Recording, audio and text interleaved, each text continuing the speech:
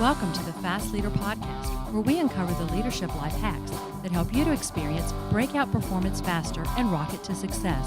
And now, here's your host, customer and employee engagement expert and certified emotional intelligence practitioner, Jim Rimbaugh. Whether in the office or on the road, work with your community or coach to practice great behavior and produce great organizational results. Capture real-time behavior practice from competency-based development plans and invite feedback in an elegant and simple application. Take Top Performance Mobile by going to resultpal.com/fast and getting a $750 performance package for free. Thanks, Kimberly. Okay, Fast Leader Legion. I have finally got this person on the show today that I've been trying to get for a while. I've known her for a little bit, but she's just one of those people who have always intrigued me. You know, we banter and kid with each other. I think she's brilliant, and I'm so excited that you get the chance to meet her today. Tabitha Dunn grew up as a military brat, was born in California, but lived in New York, Maryland, Florida, Tennessee, Georgia, Oregon, Colorado, Greece, Germany. And by the time she graduated from high school, she had lived in 10 different places, 8 states across a couple different countries. Growing up with so much change has given her the experience to confidently face new things and changes. This pattern of change has followed her into her adulthood, where she has worked across multiple functions in business, from quality and operations to customer service to account management, and in various industries such as government, contracting, semiconductor, manufacturing, healthcare, and software. Tabitha's current career passion is building and leading customer experience functions. In her current role, she leads the customer experience discipline for Concur, an SAP company. She currently lives in Bellevue, Washington, where she is happily married to her best friend for the past 20 years and has a 12-year-old daughter and loves to read books and do ballroom dancing. Tabitha Dunn, are you ready to help us get over the hump? Oh, I certainly am. And boy, you're making me blush with all of that. I have to say, every time I talk to you, Jim, you always make me smile. I think that's a particularly special gift. I love that. Oh, I appreciate that. I've given our listeners a little bit about you, but can you tell us what your current passion is so that we can get to know you better? Absolutely. Gosh, there's so many passions, but I think it really comes down to I can't stand for a year to go by in my life where I haven't been learning something. So, for example, this year, I finally, after 20 years, talked my husband into doing ballroom dancing with me, and he's fallen in love with it. He got to pick the dance. We're doing Argentine tango lessons together. We go every week, and it's so much fun. My daughter's learning French, and I thought, you know what? The best way to learn and know a language is to get to speak it with other people. So my husband and I are learning French with her so that we can have the fun of being able to do that. And we look forward to maybe going to France someday, maybe next summer, to try out our French language and get to go see another culture. I think listening to you tell that story, and thanks for sharing it, is that, there's a couple things that definitely resonated and connected with me. And one of the things that I've been trying to do in the past couple of years is not repeat the previous year. Because, they say as you get older, the years start to seem to go by faster and faster. And if you break it down and you look at some of the, the neuroscience and brain science associated with aging, one of the main reasons that it seems to occur and move faster as we get older is because we've built so many habits in our lives. And so what happens is we're essentially on cruise control. We're on automatic pilot. We're not disrupting enough inside of ourselves. And so I've really tried to be conscious and make a conscious effort of, not repeating that same year and doing some things that are really dramatically different. And really, the Fast Leader Show was my effort of doing that for 2015. And, I can tell you it's brought so many things to my life, and like this opportunity just to spend with you and to share, our conversation with others. I mean, that's been a blessing, and I'm trying to do the same thing for 2016. So, to me, I got drawn to that. And so when you go through those shifts and you try to make those big adjustments, man, you need a lot of inspiration to do that. And we focus on quotes on the Fast Leader Show, to help give us that extra push. Is there one or two quotes that stand out for you that do that? Oh, quotes, those are always, I think, such a tough question because, quotes are hard for me to remember. But I do have, it's funny, I have on my desk this little disc, and it's a heavy metal disc, and it's the Be the Change You Wish to See in the World. And I know that it's been improperly attributed to a number of different people over the years, but wherever it came from, it just resonates with me because it reminds me that I'm the person that can make changes. I can't ask other people to change. That's just not an expectation that's ever going to come true. I can change though. And that change reminder, that quote it's very powerful for me. Yes. I mean, it definitely is for me as well. And even when you started talking about, your story of learning ballroom dancing, getting your husband to do it, your daughter learning French and everybody learning French, and I mean, that is so much true. I mean, I just had the opportunity to interview somebody who was talking about culture change in an organization and being part of an organization that maybe has had a culture that's been around for a very long time. And, moving that barge can be, really difficult. A lot of times it's easier to start anew and build the culture you want. But what happens when you go and try to change one that's already in place? And that is, he talked about, that barge doesn't move on its own. It needs tugboats. I was like, man, that's a great analogy. It is, isn't it? God, I love that. So going back to the quotes and the storytelling and things like that, I mean, when you start talking about trying to inspire others to, make changes in the organization, be more customer focused, more customer centric, what are some of the things that you do or use to help make those connections and make that movement? I think it's really twofold. I think that, a lot of times when we're trying to make a difference, we focus on what's not working well. We want to go fix something, right? I think it's an integral part of human nature. And I'll admit it, I am definitely a fixer. But I try and remind myself that I should also look for what's working really well as well and go find those things because those things are things we can build upon. So if I think about customer experience and I think, okay, often, one of the best ways to make changes is to get those ideas of what would work from people across the business and help get them involved and help apply their passion to help bring us all together. And I know I use the word help a lot, but it's because it is about helping one another. And it's about being able to lean on one another and make that difference. And if we use both the positive as well as the negative side to think about all of those differences we want to make, I think that it really does help bring people along in that change. You're right. And it's not just opinion that has proven that to be the fact. There was a study that I was reading that was stating, and you have to be genuine with this, is what I'm getting ready to share. It's a genuine issue, is that using the word and focusing in on the concept and the meanings of together, by people believing they are in something together, and it is genuine, the performance, just by using that word and people feeling it causes performance to skyrocket. Oh, that's fascinating. I haven't read that. I'd love it if you'd share that with me. That's interesting.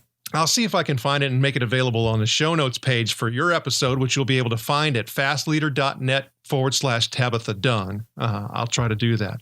So I know, man, when you started talking about your story of, being an Army brat and moving all over to different places, and I know you've been with a couple of organizations trying to, implement these customer-centric and human-centric, organizations. I mean, there's a whole lot of, humps that we have to get over in order to reach some of the goals that we want to reach. Is there a story that you can share with us that, can reveal some of those humps that you've had to get over so it can help us?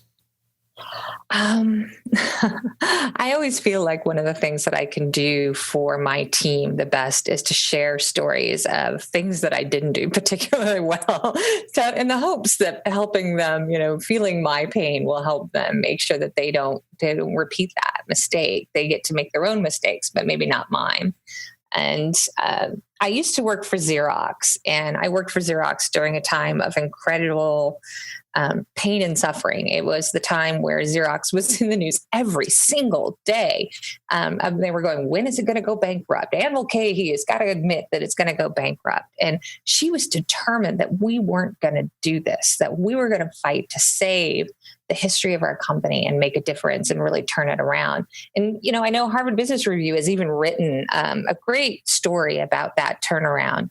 And being there during those years gave me an incredible opportunity to turn my hand to so many different parts of the business to go help and make a difference. And one of them was where we were trying to look at different parts of our services organization to be able to align metrics. And I was asked to pull together a team to say, let's figure out what the best ways are to measure customer service. Let's figure out how do we do it in other parts of services in Xerox? How do we do it in our part?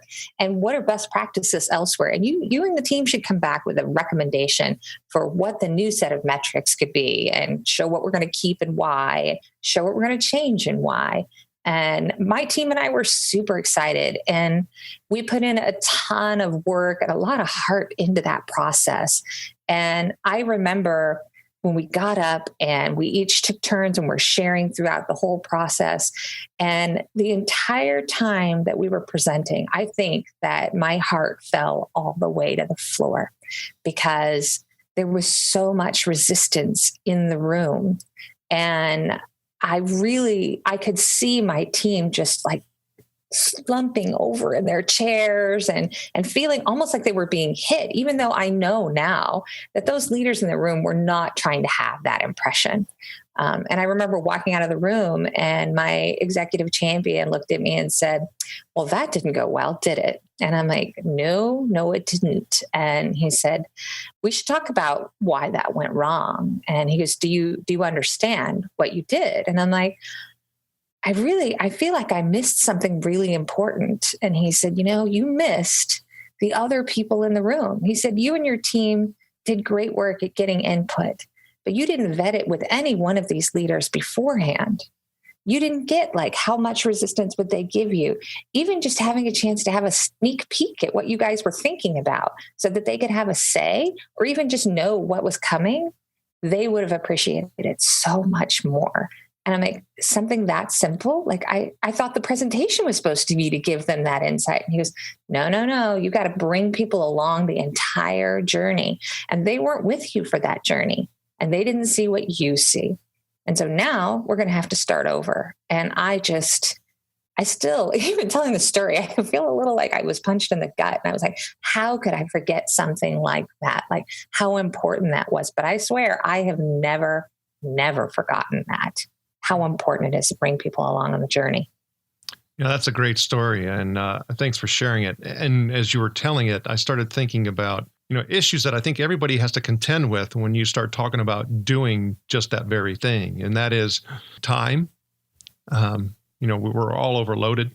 And so when you start talking about, I don't have time to do that.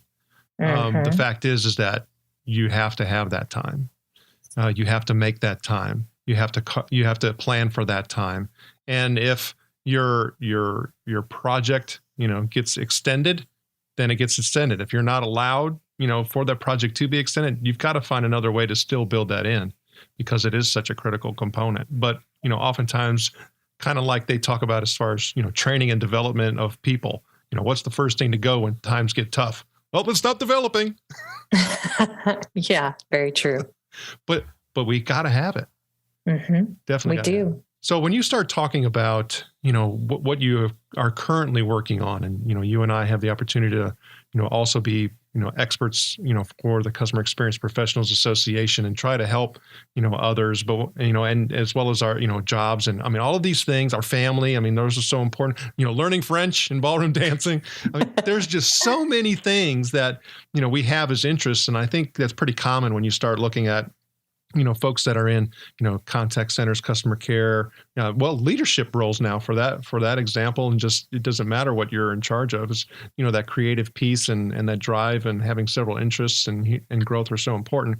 But when you look at all of those, what are some of the things that you have that are part of your goal setting? Oh, wow. I think that one of the integral parts of what makes me happy in a job is making a difference. If I feel like I'm not able to make a difference, then I'm really not happy in my role. And I probably will end up going to look for something else that give me the opportunity to do that. And so I almost always start goal setting with, two things. What am I going to do to make a difference? And what am I going to do to help my people? And those two things are the centerpiece of my goal setting. So as I looked at my setting goals for this year, I really looked at what are the things that I can do that makes difference? And then what are the things my team can do to make a difference? And what are the things that are going to get them motivated and excited and help them grow? I have a joke that I say, but it's true joke, is the fact that the more excited I am to want to put my hand to something in a project or to do a specific project, the more that I have taught myself to let go of it and give it to one of my team. Because if I'm that excited to do it, they're likely just as excited or more so. And it should be my job to shift coaching and help them really grow and reach for that thing. And it's taught me then that making a difference is not always doing the thing. Often it's coaching the people so that they can do that thing. You know, I think I had my own epiphany right there as you shared that. And thanks for doing is that also too, if I don't give those things up, because of my excitement, I start taking over. Mm-hmm. I have the same problems. I'm like, oh no, I can't do that. I have to let go more. And then you just got to tell your people, tell me if I'm giving you enough coaching, enough support, enough of a safety net, or if I'm giving you too much, because they're the only person that can judge how much or how little they need at each part of the process as they go through and work on that project or that initiative. That's a great point. So if you were to start talking about, everything that we've shared at this point is, what would be one piece of advice that you would give to Fast Leader listeners? One piece of advice. Advice is so hard. I always think that it's so important for it to be specific to what people need. We have a huge transformation we're doing right now at work for our services organization, and I and my team are leading it. And one of the things I keep telling all the leaders involved, I'm like, we're shifting to this new service model in January. It's not going to be perfect. We're not planning for perfect, and we should stop thinking that it will be perfect. Instead, think about what do we need to do to make sure it's right enough for us to have a good basis to move forward, and then find all the cracks and fill them in as we go. But that desire for perfection, boy, we kick ourselves all the time for that, don't we? That is so true, Tabitha. And the Fast Leader Legion wishes you the very best. Now, before we move on, let's get a quick word from our sponsor. Contributing to the annual $150 billion loss in training and development investments is downright demoralizing. So raise your spirits in training ROI by increasing learning transfer with ResultPal. Get over the hump now by going to resultpal.com/fast and getting a $750 performance package for free. All right, here we go, Fast Leader listeners. It's time for the Hump Day Hoedown. Okay, Tabitha, the Hump Day Hoedown is the part of our show where you give us good insights fast. So I'm going to ask you several questions, and your job is to give us robust yet rapid responses that are going to help us move onward and upward faster. Tabitha Dunn, are you ready to hoedown? Oh, I so am. All right. So what do you think is holding you back from being an even better leader today? Not enough sleep. What is the best leadership advice you have ever received? Work in different parts of the business so you can learn how they all work together. What is one of your secrets that you believe contributes to your success? I always thought I was a late nighter. It turns out you can become an early bird. So I get up first thing in the morning, 5 o'clock, and I go work out. What do you feel is one of your best tools that helps you lead in business or life? Constantly learning. What would be one book that you'd recommend to our listeners? And it could be from any genre. Oh, I'm going to go for fun. My favorite book this year was The Martian. Okay, Fast Leader listeners, you can find links to other bonus information and that book from today's show by going to fastleader.net/Tabitha Dunn. Okay, Tabitha, this is my last Hump Day Hoedown question. Imagine you were given the opportunity to go back to the age of 25, and you have been given the opportunity to take the knowledge and skill that you have now back with you. But you can't take everything. You can only choose one. So what skill or piece of knowledge would you take back with you, and why? Well, I would remind myself I made a very good decision at 25 because that's when I married my husband. But I think that the thing I would have wanted to do is, I wish I'd been a better listener. And so I wish I'd taken the knowledge of listening and really taking in what people are telling me. And I wish I'd been so much better at that then. Tabitha, it was an honor to spend time with you today. Can you please share with Fast Leader listeners how they can connect with you? Absolutely. So I am on LinkedIn. It's pretty easy to find, Tabitha Dunn. And it's also easy to find me on Twitter as well. So anywhere you look for me, it is just Tabitha Dunn. Tabitha Dunn, thank you for sharing your knowledge and wisdom. The Fast Leader Legion honors you and thanks you for helping us get over the hump. Thank you for joining me on the Fast Leader Show today. For recaps, links from every show, special offers, and access to download and subscribe, if you haven't already, head on over to fastleader.net so we can help you move onward and upward faster.